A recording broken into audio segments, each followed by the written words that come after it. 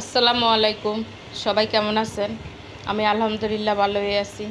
আজকে আমি আপনাদের সাথে শেয়ার করব যে আমি কিভাবে দুন্দুল বাজি করলাম ডিম দিয়ে।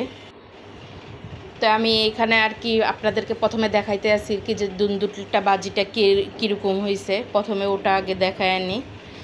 এই যে বাজিটা করছি, এই যে বাজিটা এরকম হয়েছে। তা আমি যেভাবে বাজি করলাম আর কি, একটি কড়াইয়ে আমি পেঁয়াজ দিয়ে দিলাম। পেঁয়াজ দিয়ে পেঁয়াজটা একটু ভেজে নিছি। ভেজে আমি ডিমটা ভেঙে দিছি। ডিম ভেঙে দেওয়ার পরে আমি দুন্দুলটা ঢেলে দিছি।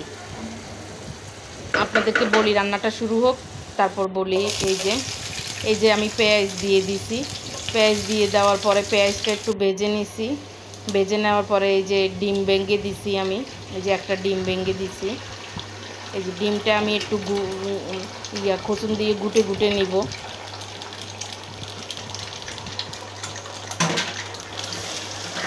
এই যে ডিমটা আমি পুরাটা ভেঙে নিব।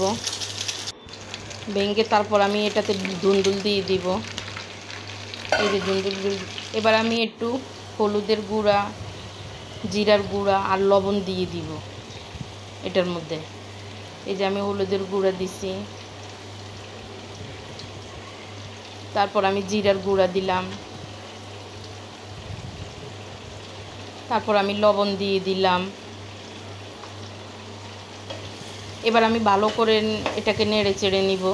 আসলে দুন্দুল ভাজিটা আমি কিন্তু এই প্রথম খাইছি, এটা কিন্তু খুবই মজা লাগছে। অন্য সময় আর কি চিচিঙ্গা দিয়ে ডিম দিয়ে বাজি করি, কিন্তু দুন্দুল দিয়ে ডিম কখনো বাজি করিনি। কিন্তু আজকে বাজি করলাম, খেতে কিন্তু অনেক মজা লাগছে। চিচিঙ্গার থেকেও দুন্দুলটা বেশি ভালো লাগছে, দুন্দুল দিয়ে ডিম দিয়ে। তো এখানে আমি তিনটা এই মরিচগুলি একটু জাল মরিচ, তো এই জন্য আমি 3টা কাঁচামরিচ দিয়ে দিছি। আমার আজকে ফ্রিজে ধনিয়া পাতা ছিল, আমি দিতে মনে ছিল না। ধনিয়া পাতা দিলেও আরও ভালো লাগতো।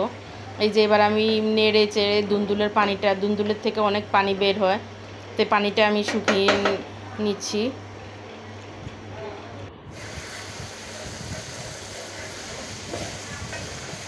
এই যে পানিটা শুকিয়ে গেলে তারপর আমি দুন্দুলটা নামিয়ে ফেলবো। আমার দুন্দুল রান্নাটা কেমন হয়েছে আপনারা জানাবেন। বাজি করলাম আর কি, ডিম দিয়ে বাজি করছি। কেমন হয়েছে জানাবেন আপনারা। আমার রান্নাটা যদি ভালো লাগে আমার ইউটিউব চ্যানেলটি সাবস্ক্রাইব করে দিবেন। আমার ইউটিউব চ্যানেলের নাম শাহানার রান্নাঘর।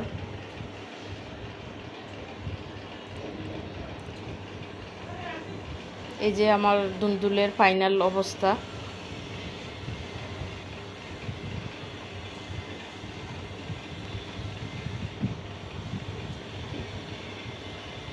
আজকের মতো আল্লাহ হাফেজ।